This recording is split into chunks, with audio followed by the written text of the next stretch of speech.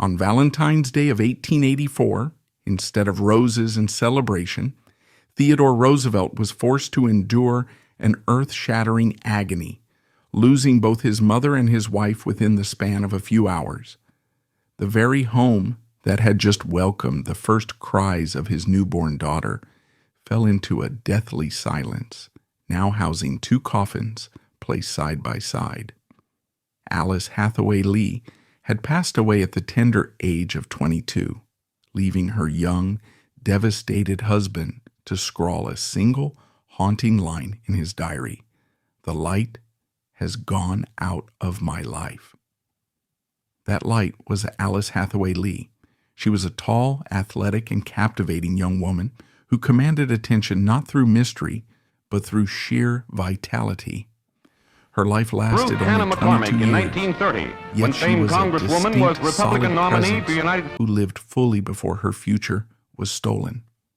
Today, let us look at the portrait of this extraordinary woman, standing on her own merits, separate from the abrupt finality of her 22 years. Born on July 29, 1861, in Chestnut Hill, Massachusetts, Alice Hathaway Lee entered a world that operated like a separate country. For our modern sensibilities, it is difficult to grasp the exclusivity of the Boston Brahmins. Their society functioned as a direct mirror to the aristocracy of Victorian England. And here, with her son and daughter, Miss McCormick seems to enjoy her losing battle. Codes, yet stripped of crowns and defined instead by banking ledgers and an intense puritanical sense of moral superiority. The Lees were old money in the truest sense. They did not shout about their wealth, they whispered it. Her father, George Cabot Lee, was a titan of finance, a partner in the firm of Lee, Higginson and Company. In the late 19th century, this was not just a bank. It was an institution that directed the flow of capital across New England. The family traced their lineage back to the earliest settlers, their roots tangled deep in the soil of American history. Alice grew up in a protective bubble of privilege, insulated from the grime, soot, and labor struggles of the industrializing nation. But unlike many Victorian heiresses who were raised to be decorative, porcelain dolls, frail, pale, and silent, Alice was vividly, unapologetically alive. Standing 5'7", she was strikingly tall for a woman of the 1870s. She possessed a willowy, athletic grace that defied the corseted restrictions of her time. Her eyes were a shifting shade of gray-blue, capable of great warmth and sharp intelligence. Her hair was her crowning glory, a cascade of curls described universally as sunshine gold. But it wasn't her physical beauty that defined her. It was her kinetic energy. Her family didn't call her Alice. To them, she was simply sunshine. While the ideal Victorian woman was expected to faint at the sight of exertion, Alice was vibrating with activity. She walked for miles through the Massachusetts woods. She rowed boats with capable hands. She played tennis with a competitive streak that surprised her male counterparts. She mastered archery, and she played the piano not with rote memorization but with gusto. She was educated at home by private tutors, a standard practice for her class. She was not trained to be a scholar or a suffragette. She was trained to be the centerpiece of a salon. She spoke fluent French, understood the subtle nuances of Renaissance art, and could navigate the complex, treacherous social rituals of the elite with effortless ease. She possessed a high emotional intelligence, warm, engaging, and utterly enchanting. By the age of 17, Alice Hathaway Lee was a finished product of her civilization. Innocent, sheltered, universally adored, and completely unprepared for the hurricane that was about to make landfall in her life. That man was named Theodore. If Alice was the embodiment of physical grace and easy charm, Theodore Roosevelt was a walking contradiction. In 1878, he was a junior at Harvard University, but he was nothing like the rugged cowboy history remembers. Theodore was a smashing eccentric. Standing 5'8", he was wiry and nervous, possessing a high-pitched, cracking voice that grated on the ears. He was known as a Dundreary, a derogatory term for a dandy, who dressed in checkered trousers and expensive coats. But beneath the dandy exterior lay a history of profound physical suffering. As a child, Theodore had been a sickly invalid, tormented by severe asthma that left him gasping for air, terrified of suffocation in the middle of the night. He had spent his youth fighting for every breath, and this struggle had instilled in him a frantic, desperate need to live. He overcompensated for his weakness with a manic, inexhaustible energy. He didn't just walk, he ran.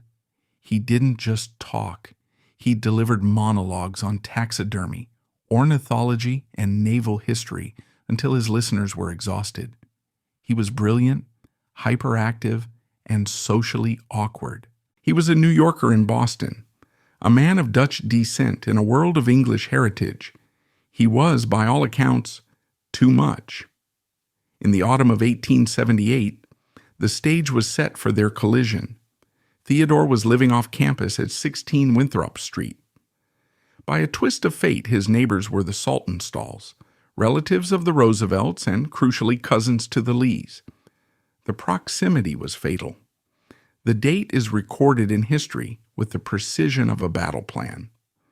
On October 18, 1878, Theodore Roosevelt walked into the Saltonstall parlor. He was there to visit his relatives. He was not looking for a wife. He was 20 years old, obsessed with his beetle collection and his grades. But then he saw her. Alice was 17. She stood in the parlor, perhaps near the piano or the window, bathed in the autumn light. For Theodore, time didn't just stop. It rewrote itself. The effect was immediate and cataclysmic. He later wrote in his private diary with a vulnerability that is painful to read, "As long as I live, I shall never forget how sweetly she looked and how prettily she greeted me." It was not a gradual affection. It was an instant obsession.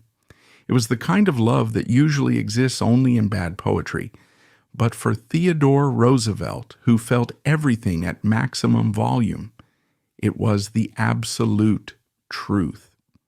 He looked at this tall, golden-haired girl and decided in that very second that she was his destiny.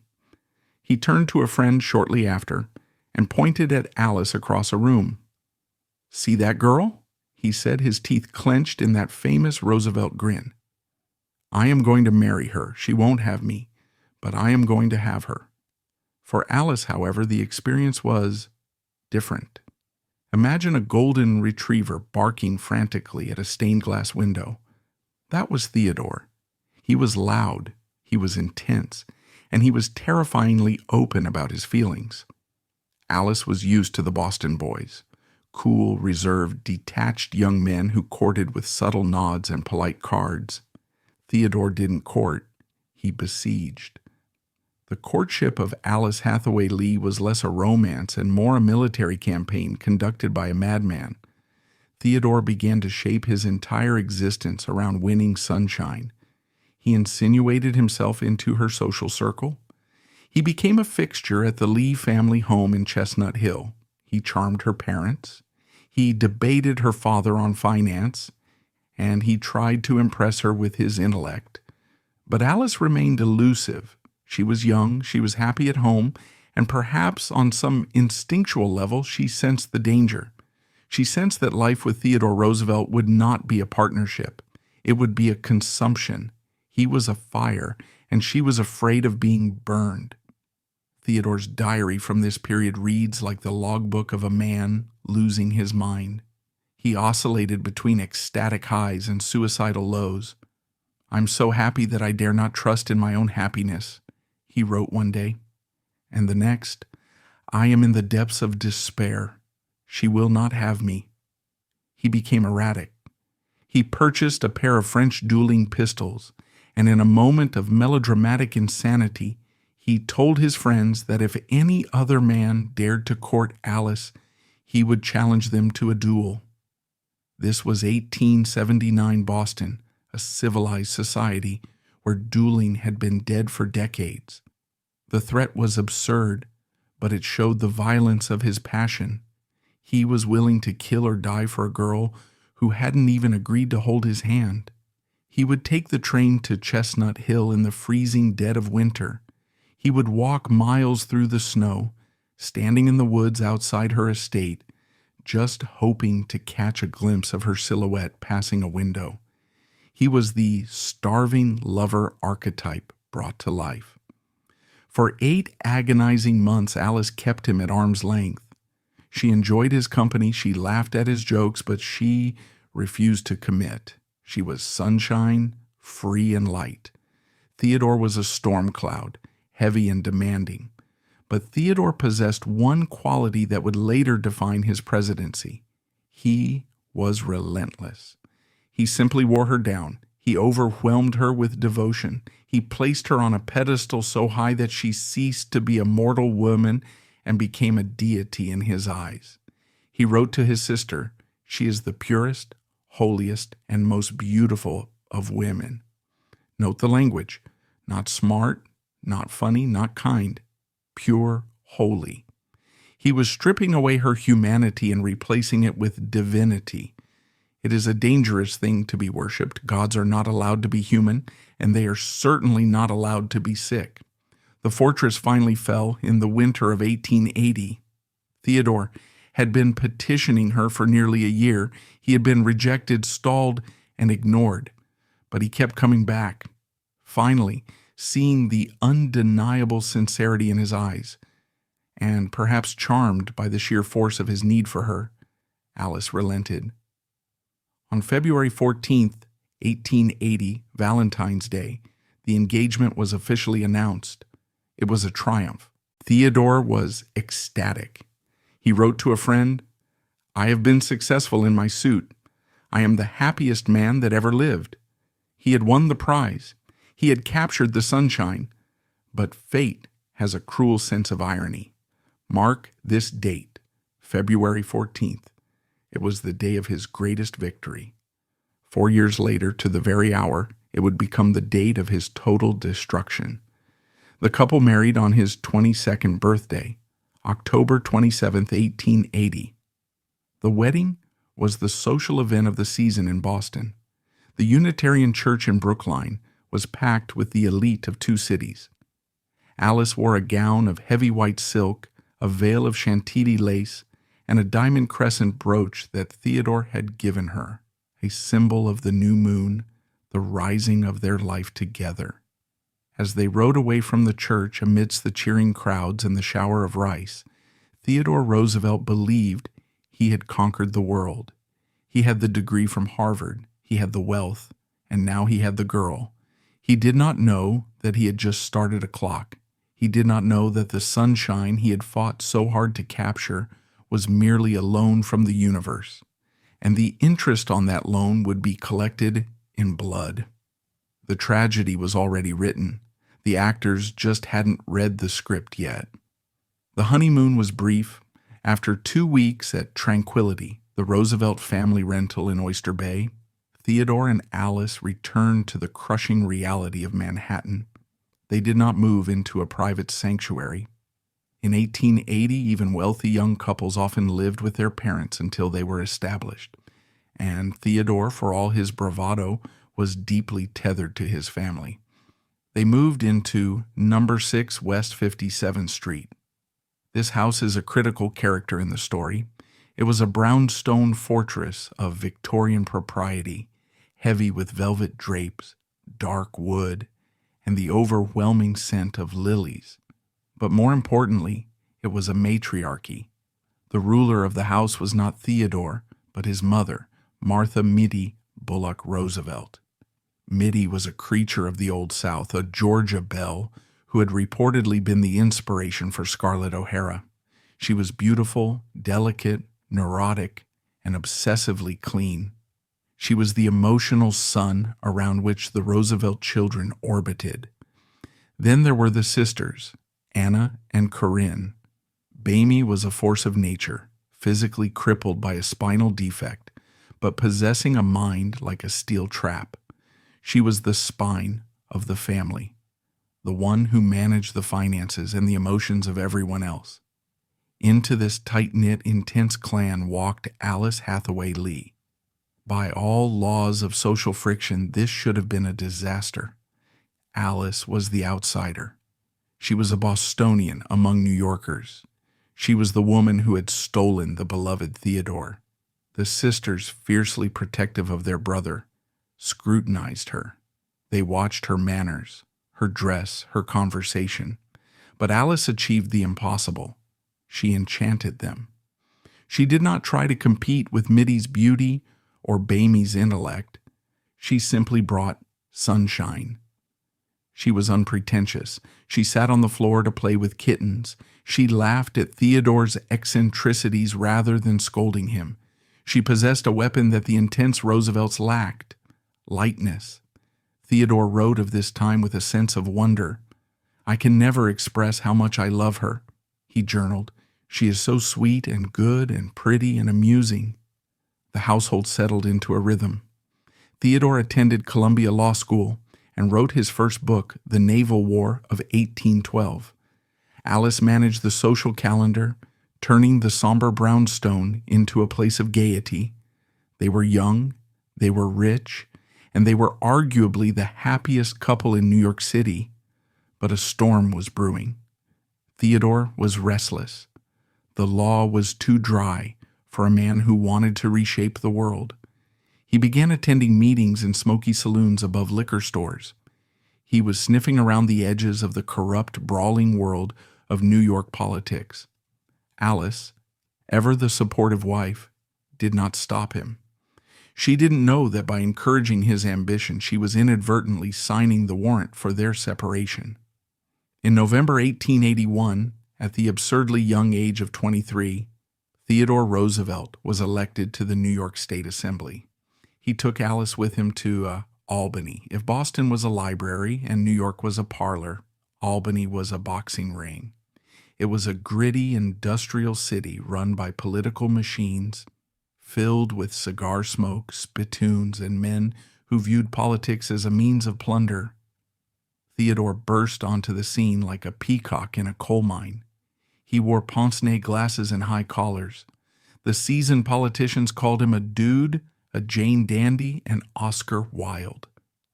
They thought they would eat him alive. They were wrong. Theodore attacked corruption with a manic fury. He launched investigations. He screamed at judges. He made enemies of the most powerful men in the state. And Alice? She was right there. It is a touching image to reconstruct. The young wife, sitting in the gallery of the State Assembly, day after day looking down at the chaotic floor. She watched her husband flail his arms and scream until his voice cracked. She didn't care about the intricacies of the bill on cigar manufacturing or the Tenure of Office Act. She was there as a witness to his spirit. She became his anchor. When Theodore would come home to their rented rooms at the Kenmore Hotel, vibrating with rage and adrenaline, Alice was the only one who could talk him down. She smoothed his feathers. She listened to his tirades. She provided the domestic stability that allowed his public mania to exist. He was the cyclone assemblyman, but she was the eye of the storm. During these years, they were inseparable. They took long walks along the Hudson River. They planned their future. They bought a plot of land on a hill in Oyster Bay, overlooking the Sound. They hired an architect to design a sprawling home. Theodore insisted the house be named Lee Home, a permanent monument to the Lee family name. He was building a dynasty for her. He imagined growing old there, watching their children play on the lawn, while Alice sat on the porch, her golden hair turning to silver. It was a beautiful dream. In the summer of 1883, the dream seemed to be completing itself. Alice whispered the secret to Theodore. She was pregnant. Theodore was ecstatic. He was obsessed with lineage, with the concept of the family unit. A child was the final piece of the puzzle. He fussed over her. He worried about her health. But Alice was strong. She was the girl who played tennis and rowed boats. She carried the pregnancy with her usual grace. However, as the winter of 1884 approached, a decision was made. It was a logical decision, a practical decision, and it was the fatal mistake. Theodore had to return to Albany for the legislative session. Alice, now heavily pregnant, could not travel back and forth. It was decided that she would return to the safety of the family fortress at 6 West 57th Street in New York City. There, she would be cared for by Mitty and the best doctors money could buy. Theodore would stay in Albany to fight for political reform, coming down to visit on weekends. In hindsight, we want to scream at him. We want to tell him to resign, to go to New York, to sit by her side and never leave. But we must remember, they were young. They were accustomed to things going right. Death was something that happened to old people, not to the golden couple of the Gilded Age. Theodore kissed her goodbye and took the train north. Throughout January 1884, they exchanged letters. Theodore's are full of bustle and politics. Alice's are cheerful, hiding any discomfort. But unknown to everyone, unknown to the doctors, unknown to Mitty, and certainly unknown to Theodore, a silent killer was at work. Alice was suffering from Bright's disease. In the 19th century, this was often a death sentence, but it was tricky. The symptoms, swelling, fatigue, headaches, could easily be dismissed as normal side effects of a difficult pregnancy. Her kidneys were failing. Her body was slowly poisoning itself, but she looked blooming. The sunshine was still glowing, but it was the feverish glow of a setting sun. The second week of February arrived. Theodore was in Albany, entrenched in a battle over a reform bill. On the morning of February 12th, a telegram arrived at the Assembly chamber. Alice had gone into labor. Theodore was desperate to leave, but the telegram was followed by news that everything was proceeding normally. He was told to wait. The baby was coming. Late that night, on February 12th, Alice Hathaway Lee gave birth to a daughter. The baby was small, 8 pounds, but healthy. They named her Alice Lee Roosevelt. On the morning of February 13th, a second telegram reached Theodore in Albany. It was the news he had been praying for. Safety. A girl. Theodore Roosevelt erupted with joy. The tension of the past months snapped. He began handing out cigars to his fellow assemblymen. He accepted backslaps and handshakes. He was a father. The dynasty was secure. He petitioned the Speaker of the House for a leave of absence to go meet his daughter. He was the happiest man in New York. He returned to his desk to finish some paperwork before catching the train. He was writing letters, perhaps imagining the scene awaiting him. Alice sitting up in bed, the baby in her arms, the fire crackling in the hearth. Then a few hours later, a third telegram arrived. The messenger boy who walked onto the assembly floor likely had no idea he was carrying a grenade. He handed the slip of paper to Roosevelt. Theodore unfolded it. The words were vague but terrifying. Alice is sinking. Come at once. The atmosphere in the assembly chamber changed instantly. Theodore's face went gray. He bolted from the room. He ran to the train station. The journey from Albany to New York City is roughly 150 miles. In 1884, on a steam train, this was not a quick trip. It was a slow, agonizing crawl through the Hudson Valley fog. We must pause here to consider the psychological torture of that train ride. Theodore sat in the carriage, surrounded by strangers. The rhythm of the wheels on the tracks, clack, clack, clack, clack, must have sounded like a countdown. Outside the window, the fog was so thick that the train had to slow down. It was a literal descent into darkness. He had no information. Was she dead? Was she dying? Was it a mistake? His mind likely raced back to the dual threats, the walks in the snow, the wedding day. The man who prided himself on action, on control, was now trapped in a metal box, moving at 30 miles per hour, completely powerless. He arrived at Grand Central Depot just before midnight on February 13th. He hailed a cab and screamed at the driver to make for 57th Street. The city was dark. The gas lamps flickered in the mist. As the cab pulled up to number 6 West 57th Street, Theodore looked up at the house. Usually at midnight the house would be dark, perhaps one light left on in the hall. But tonight, every window was blazing with light. It is a universal sign of tragedy. A house fully lit in the middle of the night means only one thing: crisis. Theodore threw money at the driver and ran up the steps. The door opened before he could knock. It was his sister, Bamie. Her face was a mask of terror. She didn't speak. She just grabbed his arm. But she didn't lead him to the 3rd floor where Alice's bedroom was. She pointed to the 2nd floor. "It is Mama," she whispered. "Mama is dying." Theodore stopped cold. He had come for his wife. What was this about his mother? The horror of number 6. West 57th Street was far worse than he could have imagined. While Alice lay dying of kidney failure on the 3rd floor, a sudden violent fever, typhoid, had struck his mother on the 2nd floor. 2 women, 2 floors, both dying. Theodore Roosevelt stood in the hallway, the man of action, paralyzed between the staircase and the horror.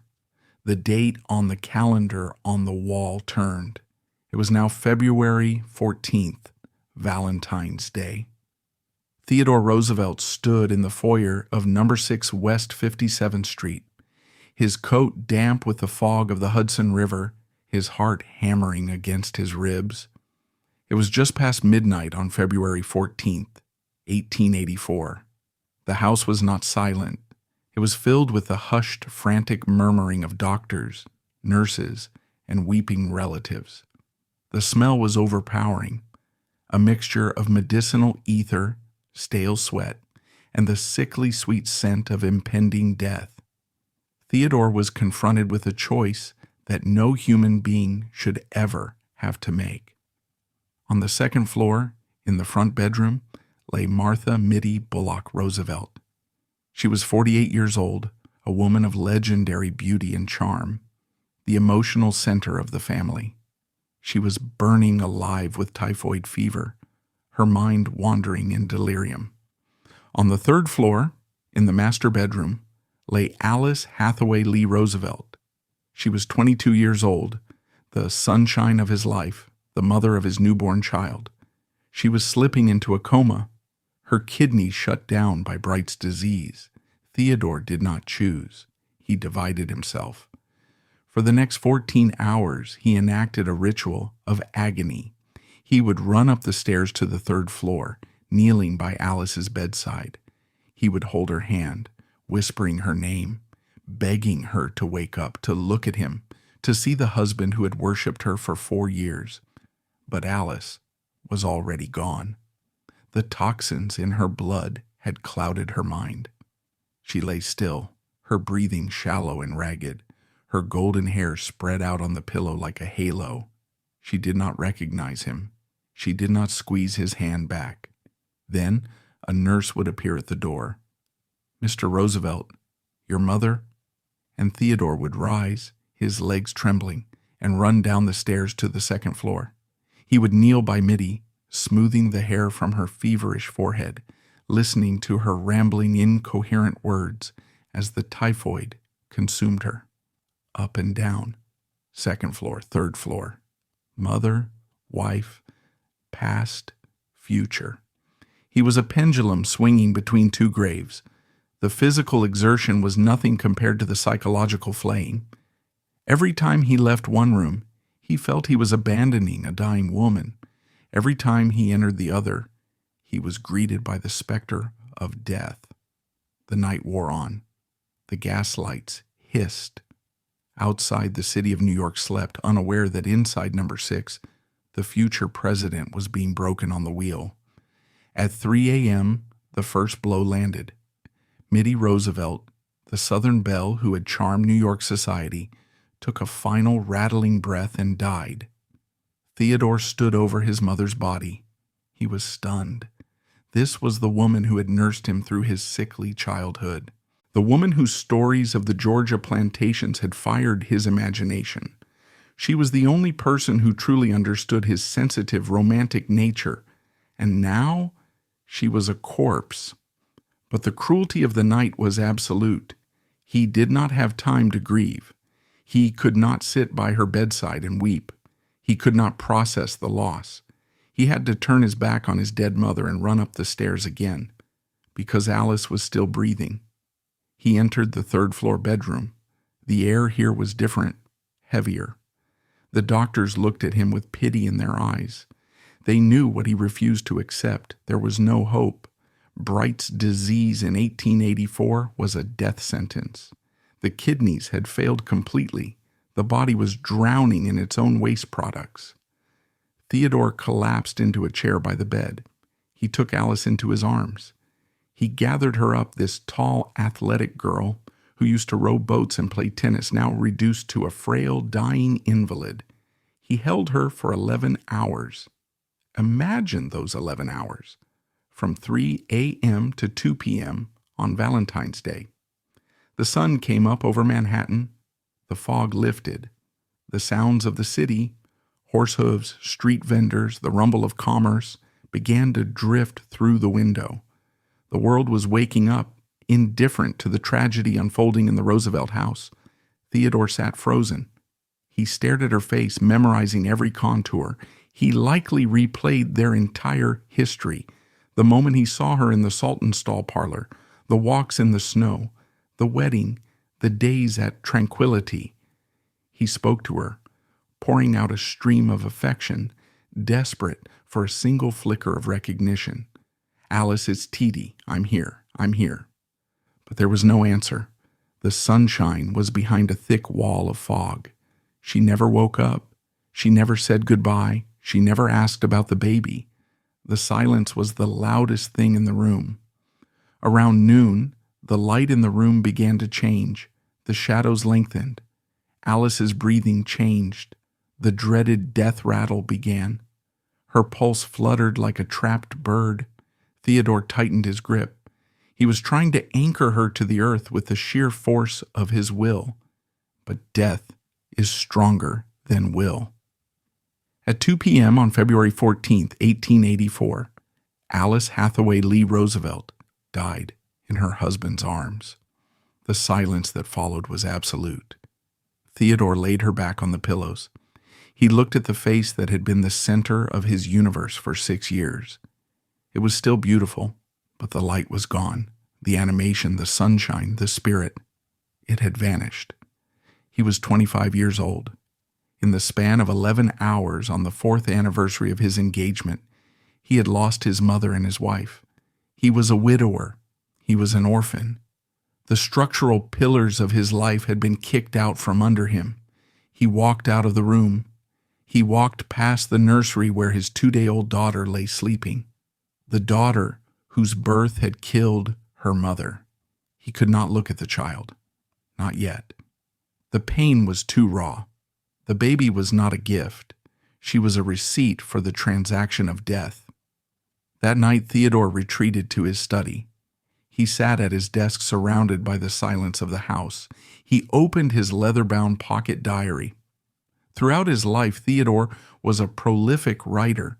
He wrote millions of words, but on this night, words failed him. The English language contained no adjectives sufficient to describe the landscape of his ruin. He took his pen and drew a large, thick black X across the page. It was a cancellation mark, a negation. It was a visual scream. Underneath the X, he wrote a single sentence.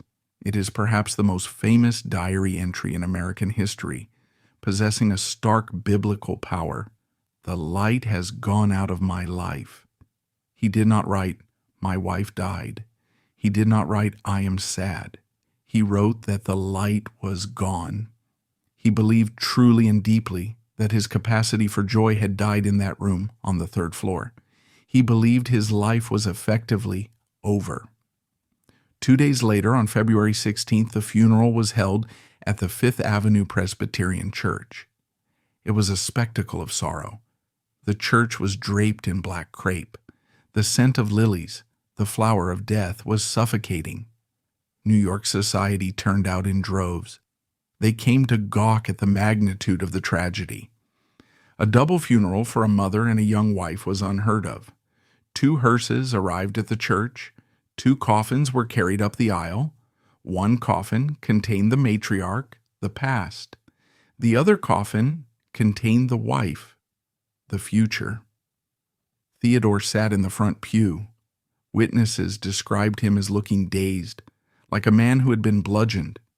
He did not cry.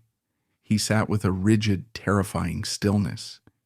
He was staring into the void. The Reverend Dr. Hall delivered the eulogy, speaking of God's mysterious ways. Theodore likely heard none of it.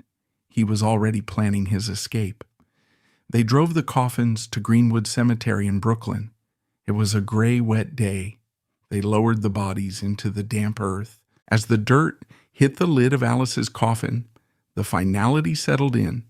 She was gone. The sunshine was buried in the mud. What happened next is the key to understanding the psychology of Theodore Roosevelt. Most men would mourn. They would talk about their wife. They would keep her picture on the mantle. They would visit the grave. Theodore Roosevelt did the opposite. He engaged in a radical, violent act of psychological amputation. He decided that in order to survive, he had to kill the memory of Alice. He went back to the house on 57th Street. He gathered every letter Alice had ever written him. He gathered every letter he had written her. He gathered photographs, and he burned them. He watched the paper curl and blacken in the fireplace. He was cauterizing the wound with fire. He believed that if he allowed himself to remember her voice, her laugh, or the way she looked in the sunlight, he would go insane. The pain was a monster that would devour him if he fed it a single memory. He commissioned a small, privately printed memorial booklet for his closest friends. In it, he wrote a brief, idealized tribute to her purity. It reads less like a biography and more like a canonization of a saint. And then he closed the book. He decreed a ban on her name. He told his sister Bamie, "I never want to hear her name mentioned again." He never spoke of her to his friends. He never spoke of her to his political colleagues. Crucially, and most tragically, he never spoke of her to their daughter. The baby, Alice Lee Roosevelt, was handed over to Bamie. Theodore looked at the child and saw only the ghost of the wife. The baby had Alice's eyes. The baby had Alice's name. He could not bear it. "You take her, Bamie," he essentially said. "I cannot." He refused to call the child Alice. For years he referred to her only as Baby Lee. To say the name Alice was to summon the ghost, and he had spent every ounce of his strength exorcising it. Theodore stayed in New York for a few more months to finish his term in the assembly, moving like a robot through the political motions, but his heart was dead. He was numb. He needed to go somewhere where the landscape matched his internal desolation. He needed a place that was harsh, brutal, and empty. He looked west to the Dakota Territory, the Badlands. The name itself was a siren song. It was a land of broken rock, extreme weather, and violence. It was a place where a man could get lost or get killed or perhaps, if he was lucky, get hard. He resigned from politics. He packed his guns. He left his daughter with his sister. He boarded a train and headed west, leaving the grave in Greenwood Cemetery behind. The dude from New York was dead. The sunshine was dead. The man who boarded that train was a hollow shell, seeking to fill the void with adrenaline, blood, and the silence of the frontier. He was running away, unaware that one cannot simply outrun a ghost. To understand what happened to Theodore Roosevelt's heart, we must look at the landscape he chose for his exile. He did not go to Paris to drink away his sorrows.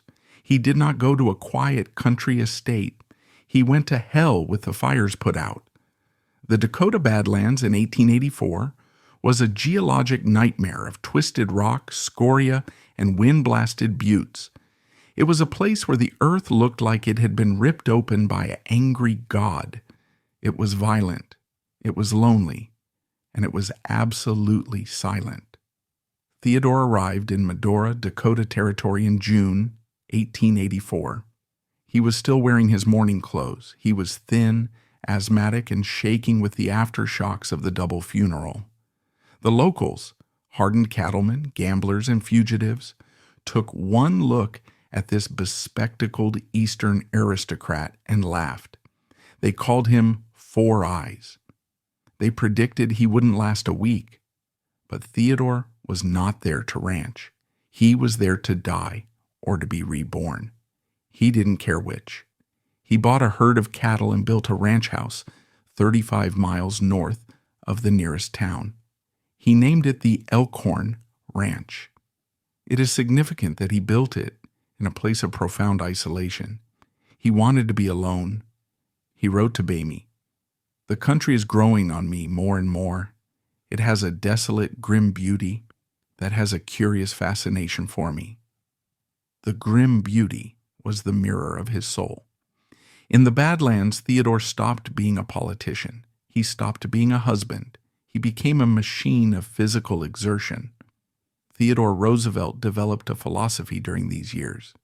Black care rarely sits behind a rider whose pace is fast enough. He believed that if he moved fast enough, if he rode hard enough, the grief couldn't catch him. So he punished his body. He would spend 18 hours a day in the saddle. He rounded up cattle in blistering heat and freezing blizzards. He hunted grizzly bears and buffalo. He slept on the hard ground wrapped in a blanket, listening to the coyotes howl. He was trying to kill the sensitivity that had made him love Alice so deeply.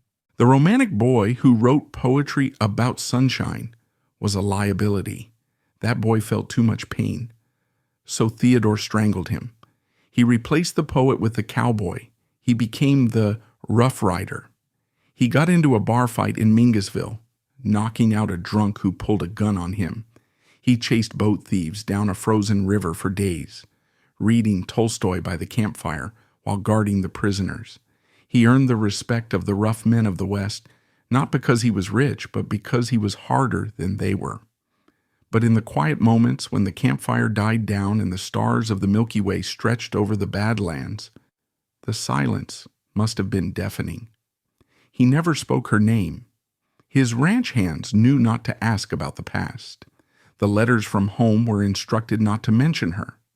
He was engaging in a damnatio memoriae, a condemnation of memory.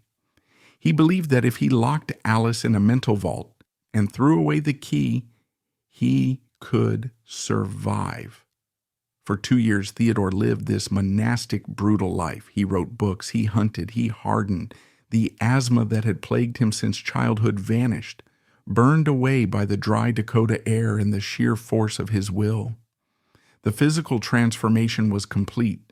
The skinny boy from 57th Street was now the barrel-chested bull moose of history. But the West was not a permanent home.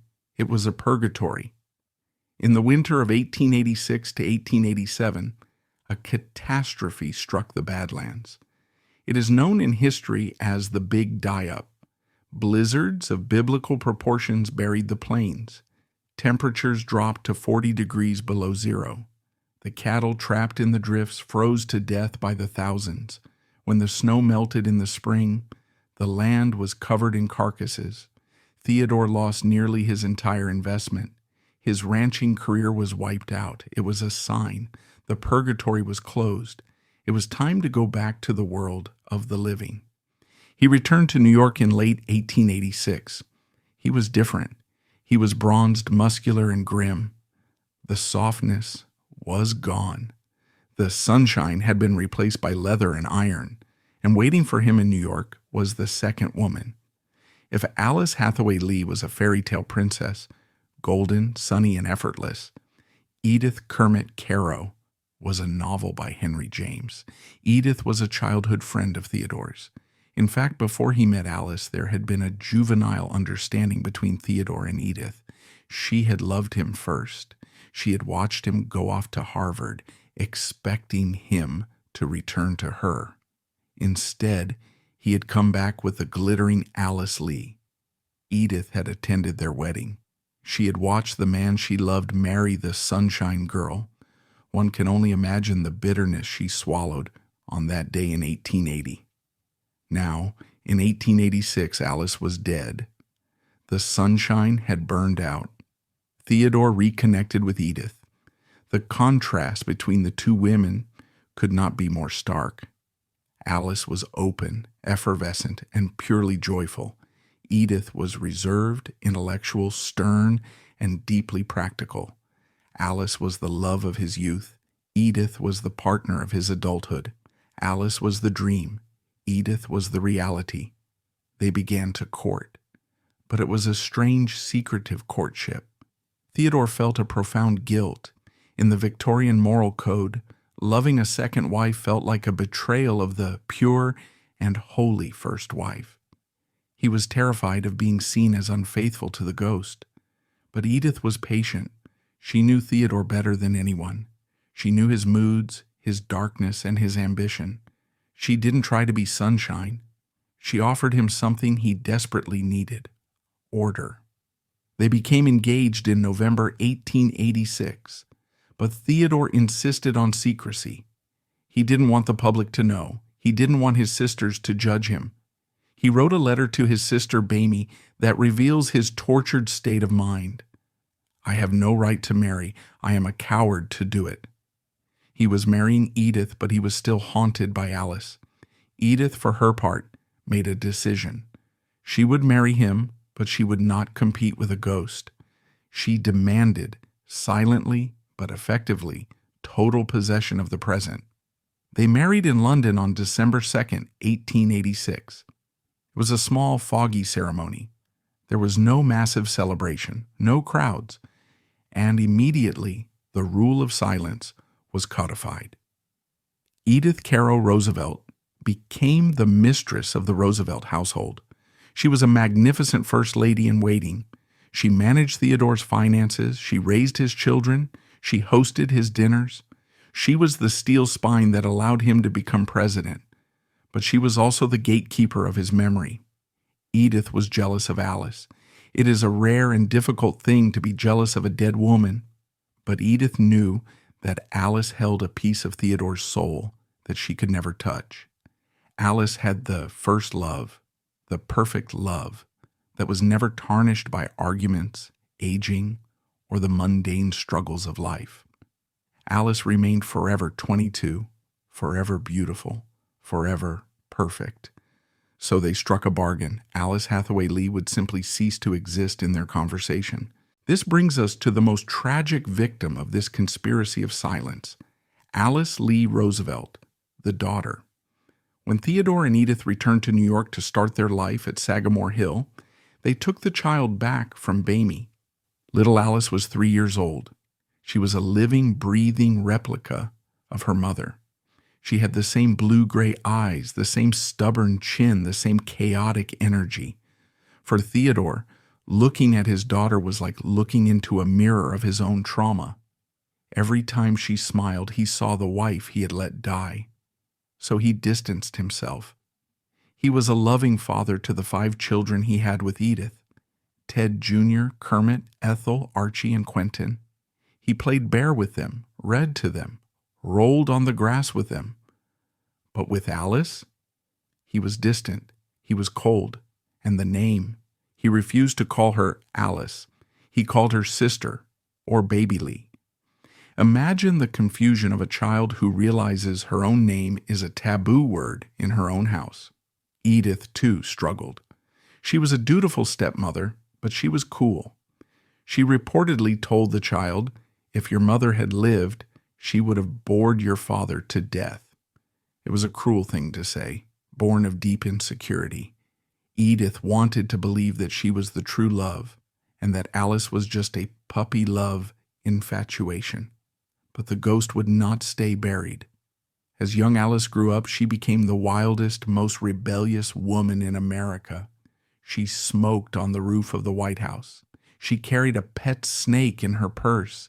She jumped into swimming pools fully clothed. She was sunshine, armed with Roosevelt energy. She was screaming for the attention of the father who looked right through her. Theodore once famously said of her, "I can either run the country or I can attend to Alice, but I cannot possibly do both." He meant it as a joke about her behavior, but psychologically, it was the truth. He could not attend to Alice, the daughter or the memory, because to do so would break the seal on the pain he had locked away in 1884. Theodore Roosevelt rocketed to the presidency. The Spanish-American War, the governorship of New York, the vice presidency, and finally, the White House in 1901. He became the most famous man on earth. He built the Panama Canal. He busted the trusts. He won the Nobel Peace Prize. He wrote his autobiography in 1913. It is a massive, detailed account of his life. He writes about his ancestors. He writes about the Badlands. He writes about Edith and their children. But there is a black hole in the center of the book. He does not mention Alice Hathaway Lee, not one word. He skips from his birth to his political career.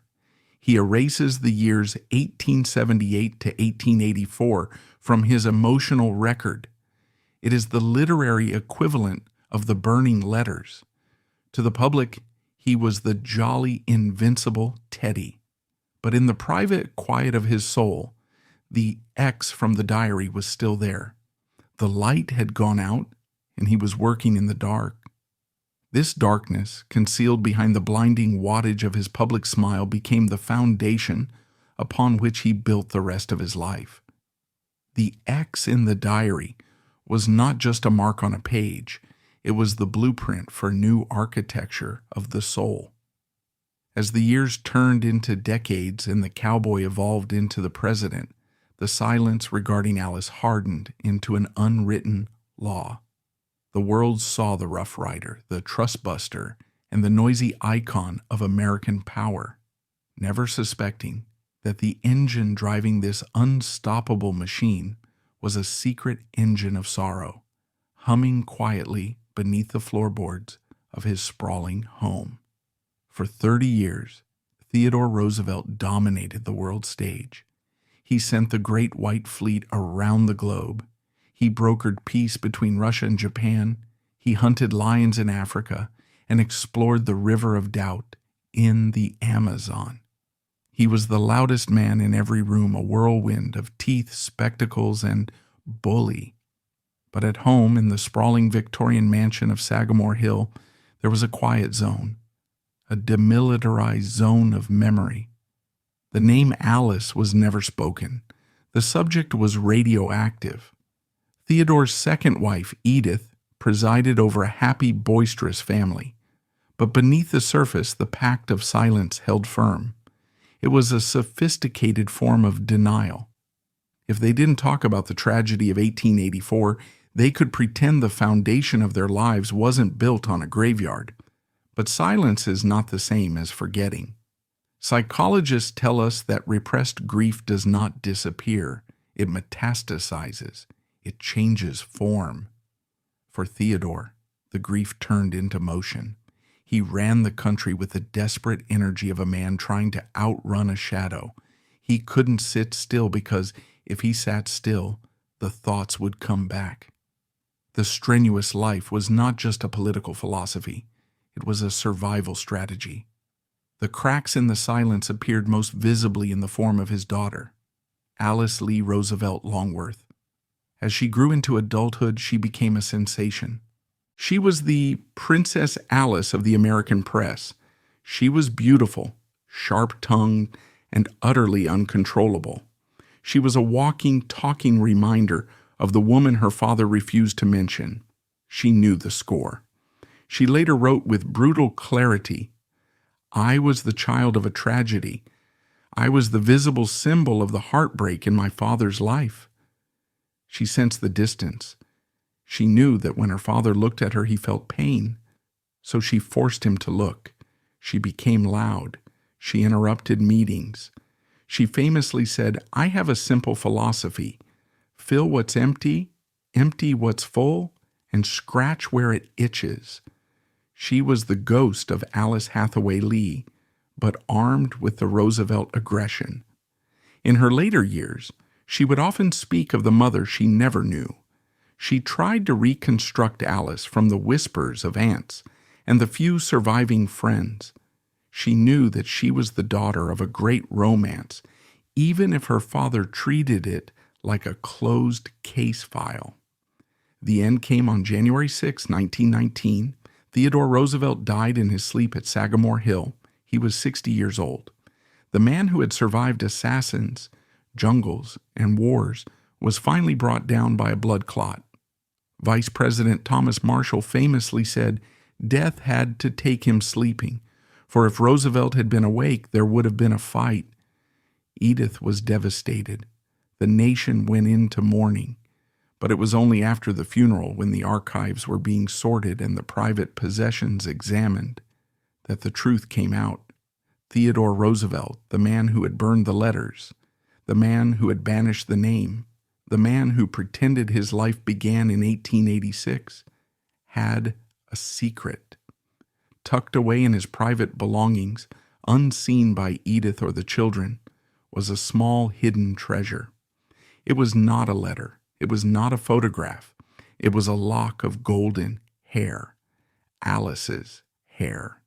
He had cut it from her head on that Valentine's Day in 1884, before they closed the coffin. For 35 years, through the Badlands, through the White House, through the wars, he had kept it. He had not forgotten. He had simply protected the memory by burying it so deep that no one, not even his second wife, could touch it. The discovery of that lock of hair changes everything we know about Theodore Roosevelt. It proves that the man of stone was a lie. He wasn't unfeeling. He was feeling too much. He kept the hair because he couldn't bear to let her go completely.